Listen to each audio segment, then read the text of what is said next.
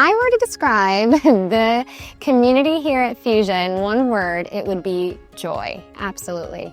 Dancing and fusion. Just perfect for the Pocono Mountains. Welcome to this episode 30 of Season 5 of Pocono Mountains Podcast, everyone. I'm your host, Jim Hamill. We have met many Pocono people along the way. Francesca with Fusia Center for the Arts is a lifelong local who turned her passion for dance into a thriving arts community. From humble beginnings to creating a space where creativity and self-expression flourish.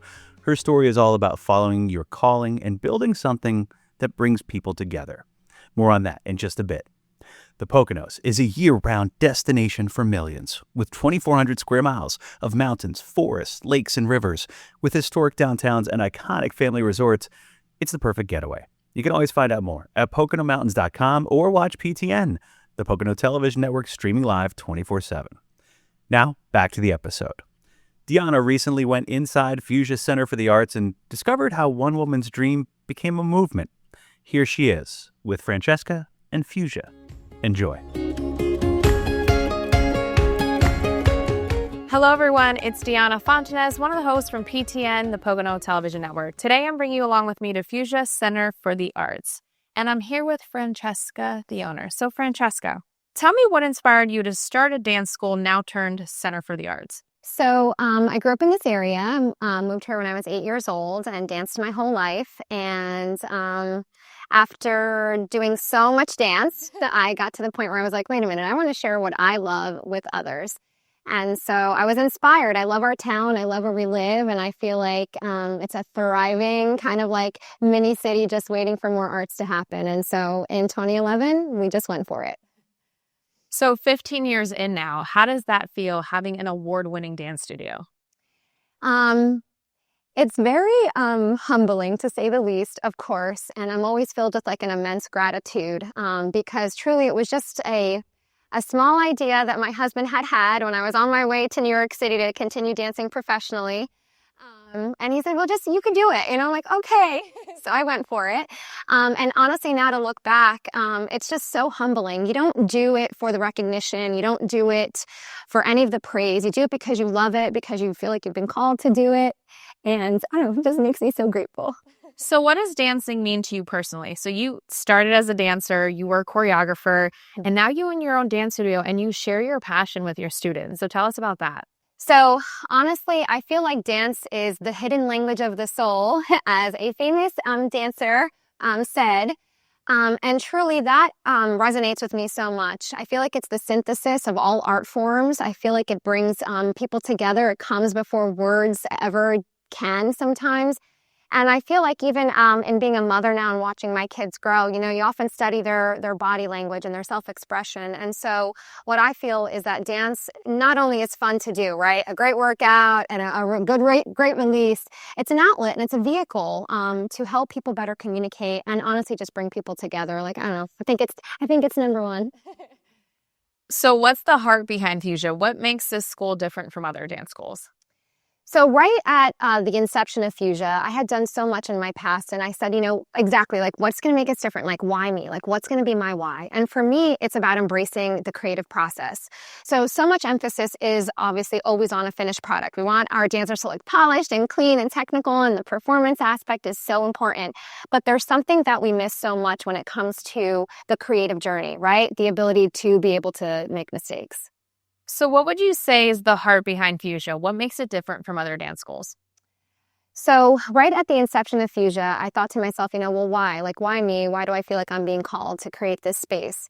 I wanted it from the beginning to be a space for everyone. The word Fusia comes from the word fusion. And so I wanted to be a fusion of universal cultures, universal languages, all different dance styles, all different ways of studying.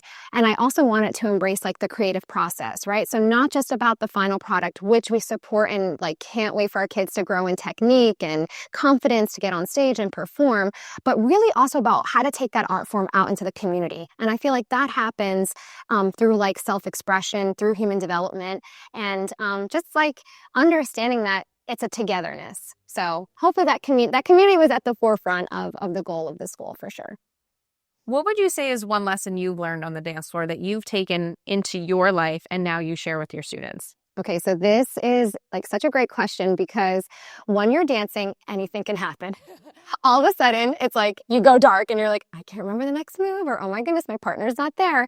And so that kind of like a flexibility, right? And adaptability in the moment, I feel like can carry you in life. And I tell that to my students all the time. It is not about perfection. It is about just going out there and being yourself. And it makes me emotional because we can never predict what's going to happen. But through this art form, we grow so much in ourselves. And so they learn that in the room here, first and foremost. So. Speaking of learning, what classes do you offer here and who can come take those classes? Okay, so we have classes right from newborn all the way to adult. So we offer music classes through our sister program, NTU Arts, where kids can come, literally babies, infant with parents, and sing and dance. Because, I mean, all children are musical. All of us love to move, which is a big piece of it. Then we move into our dance basics and sort of the toddler classes. From there, we go into like our ballet level 1s and modern, contemporary, hip hop, tap. We also have an acro dance program, which is huge, and the teachers who run it are just incredible. Aside from that, we also have gotten more into running our own theater programs. We do things like that. Our pre-professional training program, which is for kids who really kind of want to pursue this as a career. And most recently, we have branched off and started an aerial dance class, which is really cool, a cirque program.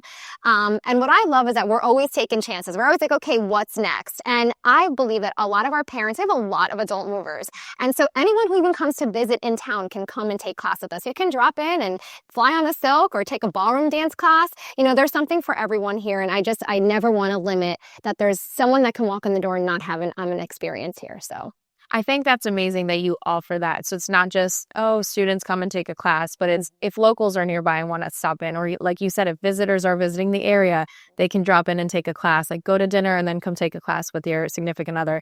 That's a great thing that you have to offer here. Well, thank you so much. It's fun. What would you say keeps kids, no, let me rephrase that. Mm-hmm. What keeps your students coming back year after year?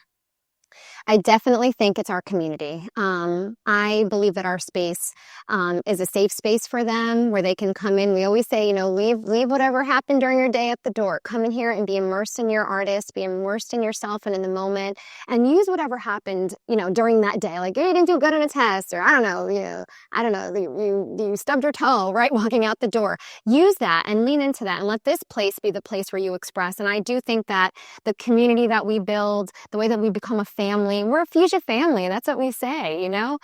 And I just love them all so much. And so I could talk for hours on this topic, but I believe in my heart that that's what keeps our families coming back. I did ask this question earlier, but I just want to ask it again and I'm going to reword it. Yep. So having the studio open now for 15 years, you started small, you evolved from building to building. Where you are today, you've won awards. Tell us about that and how that feels. So it's, again, so humbling to, you know, stand in front and accept an award, you know, for just doing what you love. You almost don't even know how to find the words to speak. But I do believe that there's such an importance in sharing your story, because I hope that by me sharing this story that it inspires the next generation, the next artist in the room. You know, we always say, my teachers would say like, hey, who's the next Martha Graham in here, you know? Well, where's the next studio that's going to embrace, you know, diversity, inclusion, community, and true love of the art form? So, so it's humbling, but it's really awesome and just incredible. So you mentioned inclusivity. Can you tell us how you cultivate positive and inclusive environment here? Absolutely. So our goal here at Fusia is to make sure that all students feel accepted, right? That they're enough. They don't have to change who they are to try to fit in, right? They come in the door and no matter who or what, they can dance. They all have the same opportunity here. What I love most, and I see this a lot at like our shows or when we're prepping behind the scenes and having rehearsals, I see the kids so often, you know, sitting and watching one another and the way that they cheer for each other. And there's never that sense of judgment. And the competition between them is healthy. It's like, all right, you're going to do that solo. I got this. And, you know, and they support one another. And for me, that's the biggest piece. And so I'm most proud of that and the way that they build each other up. Sometimes they have like, in our youth pre-professional company, they have something called like Big Sister, Big Brother program. And so they have a mentor that's with them all the time. And all of our teachers do mentor the students too. And I think that's what it's about, right? It's about just helping them become who they really are. This is going to be a combined question. How would you describe the community here at Fusia in one word? And why is community such a core value in Fusia's mission? So if I were to describe the community here at Fusia in one word, it would be joy. Absolutely. I think that one of the strengths that we have as a faculty and as an institution is no matter what happens, we just keep smiling. I mean, I think of things over the 15 years, there's so many countless stories, even during, COVID and all the things that we went through. I remember our teachers showing up and still making it happen, whether it was on-screen classes or, it's just about that joyful piece.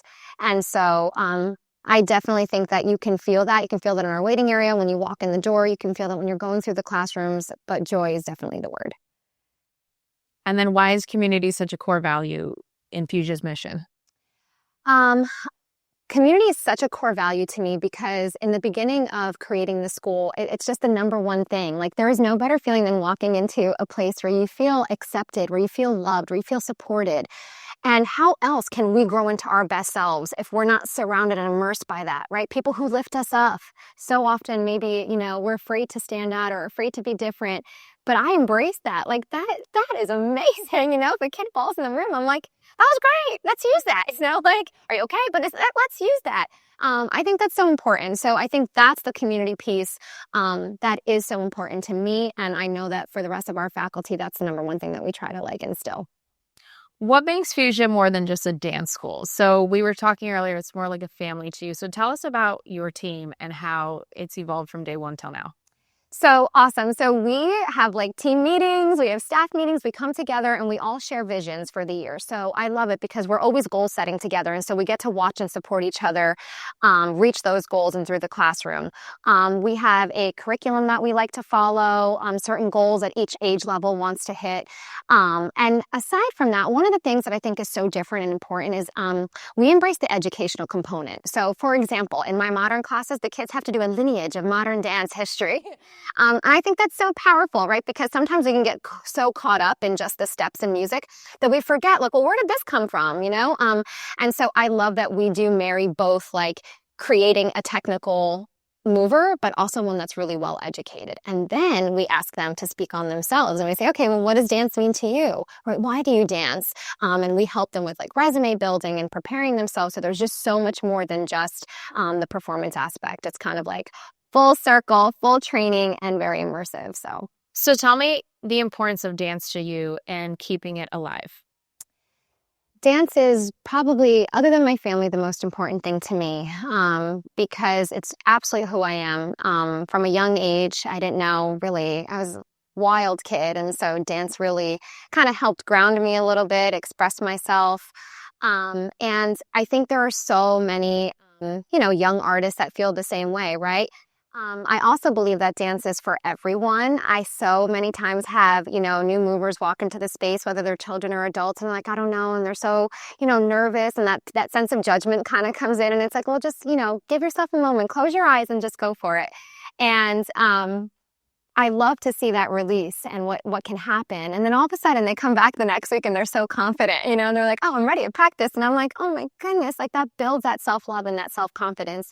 And so I think it's so important to preserve that for the future because again, I really believe that it's such a synthesis of all art forms. And so, without dance, right, we always say how do we communicate, right? If you're in a room with people and you can't find words, you're moving, I want to go over here. So it's absolutely, I feel my calling to preserve the art form and to keep sharing it with our community. And it's just the greatest gift to be able to do it and totally feel that it's been my calling since I was very little. Did you ever think that you would be where you are today from day one? How it's evolved and where you've come to now? I did always see something. I couldn't visualize what it really was. But one of the most powerful things that I want to share is that I truly wrote everything down. And what I did most recently when we moved to this beautiful new location that we're in now is I got to go through my archives and I found my senior thesis and how I wrote the name Fusia and how I wanted it to be this fusion and this kind of energy in this community. So I found that. And then I found a poem that I wrote when I was 11 years old about planting a seed. And not knowing what it was going to evolve into, but just having the strength to kind of go for it, right? No matter what happens, it says if I fall, I get up and I keep going. And so dance was just the only language I spoke, so it was through dance. But no, I couldn't visualize the exact thing that it was, but I knew that there was this energy and this force behind the seed that I was planting. And then it was cool. Every year I would write like things I was grateful for. Like in 2011, grateful to open the doors. I don't care who comes. We have one floor, one curtain, and one boombox, and we're going for it. And then it was like, we had a show. We had 60 kids, you know? And then year 2, we opened up another room. And I watched as I journaled, everything I said I was grateful for came back and flourished bigger and bigger and bigger. And so no, you can't really see that final piece. You can't see the destination, but you can feel it. You can feel that there's something there and something pushing you. And I think my thing to say to all my students, my own children, anyone that has something that they love and that they want to accomplish is like, just do it. Just plant the seed. Don't think so much about it because it might make you crazy. You can't see it because you can't. But it's just such a good feeling to sit back and watch what happened and watch everyone else. I often walk through the halls when I'm not teaching. And, you know, there's over 100 classes that happen here every week. And I'll open the door and I'll see like little tappers, ballet dancers, acrobatics, like, you know, all of it, artists, singers. And I'm like, wow, like this is what I dreamed of. So.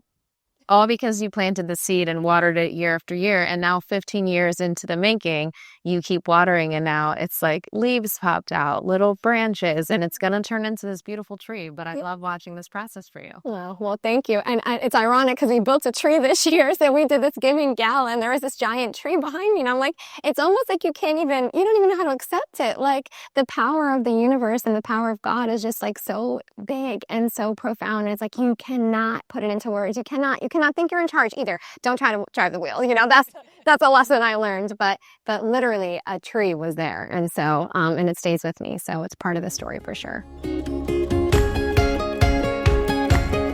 Fusia Center for the Arts. Learn more at PoconoMountains.com. Thanks for listening to Pocono Mountains Podcast. We'll have a new episode each week, highlighting lots of the fun things you can experience while you're visiting the Poconos. Subscribe and leave a review and or comment on whatever platform you listen. It's the Pocono Mountains. We're in the fun business. With our fabulous water park resorts, when things are heating up, we're cooling you down. Our cutting-edge attractions are just so much fun, both indoors and out. You decide. Then completely unwind from that fun-packed day. 3 great water parks, all in one awesome place. The Pocono Mountains. It's in Pennsylvania, the great American getaway. We're back. Thanks for listening to Pocono Mountains Podcast. I'm Jim Hamill. Now for a Pocono Mountains Podcast Extra. Another great small business with a big following since we introduced you to them is Drop Shots Pickleball, expanding into a new space recently in White Mills between Honesdale and Hawley and offering more indoor pickleball for all. Here's a listen back to the story from 2022. Enjoy.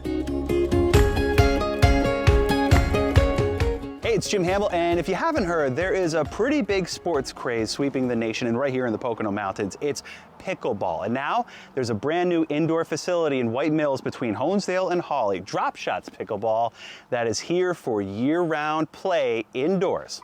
Let's go find out what this sport is all about.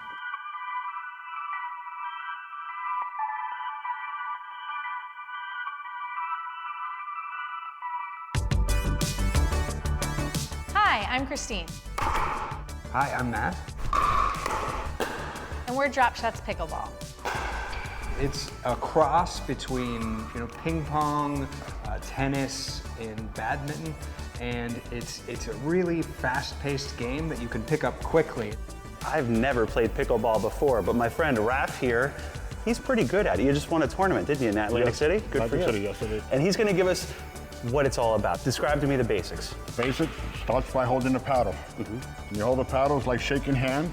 This is the form you want to have around the paddle, so it's even like this. Teach you how to serve, get it over the net, and do little volleys. And then from there we can do drop shots, dinks, simple.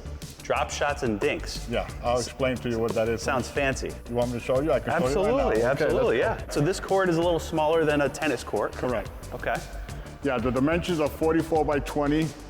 The no volley zone is 14. So the net in the middle will be 7. When you dink, it's just hitting it over the net, letting the ball bounce, You're allowed to get in the kitchen, hit it, and go back out. Okay. Both feet has to be established over the white line.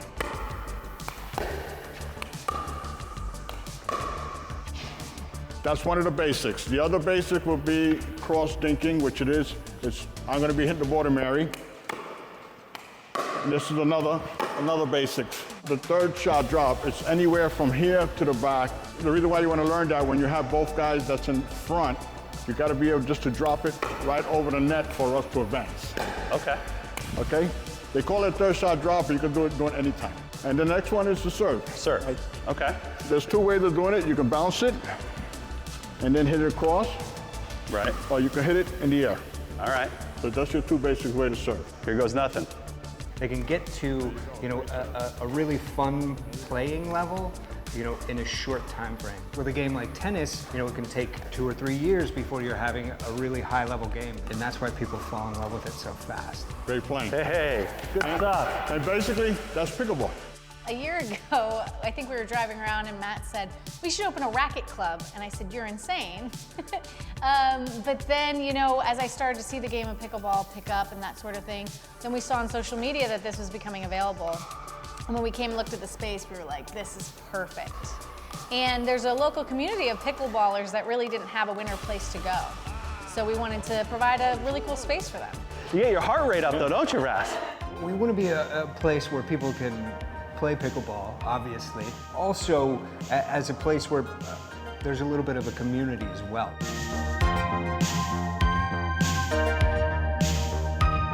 Find us on Facebook, Instagram, we're Drop Shots Pickleball. Our website is dropshotspb.com. And those are the best ways to get a hold of us. If you want to book a court, you can do it on our website. Check out the open play schedule. Yep, see what kind of events are coming up, that sort of thing, all on the website. So for Jim Hamill, Pocono Television Network at Drop Shots Pickleball, the newest indoor pickleball court in the entire Pocono Mountains. We'll see you next time. Drop Shots Pickleball. You can learn more at PoconoMountains.com. We hope you enjoyed Pocono Mountains podcast. Please remember to subscribe anywhere podcasts are available. Come visit us in the Pocono Mountains. Plan your trip today.